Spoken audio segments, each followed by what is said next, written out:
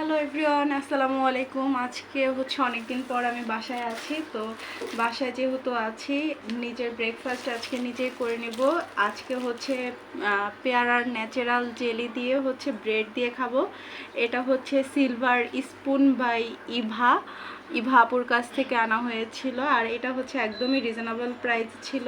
আর যেহেতু আমি জানি যে আপু আমাদের সাথে ট্রেনিং করেছিল, সবগুলোই হচ্ছে ন্যাচারালি তৈরি করেছিল। আর এই ব্রেডটা নিয়ে এসেছি মডার্ন ভাইয়া বেকারি থেকে, ওইখানের ব্রেডটা খুবই ভালো।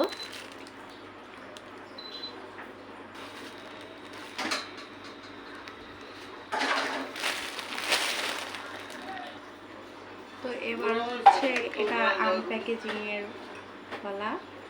এই যে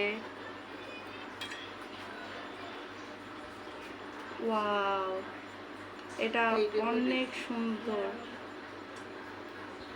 অনেক সফট। এই যে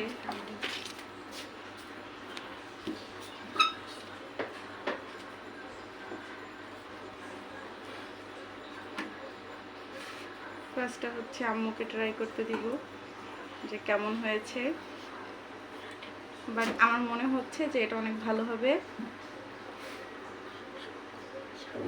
আর সাথে হচ্ছে এখন আম্মু হচ্ছে শাক করতে বসবে। আমার হচ্ছে ব্যালকনির শাক, এগুলো ব্যালকনি থেকে কালেক্ট করেছে। এই যে অনেকগুলো এক ঝাঁপি শাক হয়েছে ব্যালকনি থেকে কালেক্ট করা।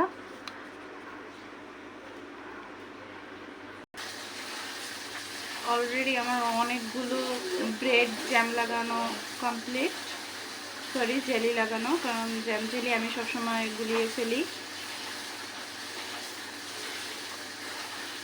তো এবার টার্ন হচ্ছে আমার চা সার্ভ করার। তো আম্মুকে বলেছিলাম 1 গ্লাস চা আম্মু তৈরি করেছে। কেন অফ করবো কেন? এখন হচ্ছে চায়ের পালা, চিনি ছাড়া চা। বাট এটা আমার আজকাল অনেক পছন্দ। আমি চা খেতাম না, বাট এখন হচ্ছে মগ ভরে চা খাই। আমি মগ ভরে চা খাই তার মানে এটা না যে আমি কন্টিনিউ চা খোর, বাট যখন ইচ্ছা করে তখনই হচ্ছে খেয়ে নেই। যাই হোক, এই হচ্ছে আজকে আমার ব্রেকফাস্ট। সো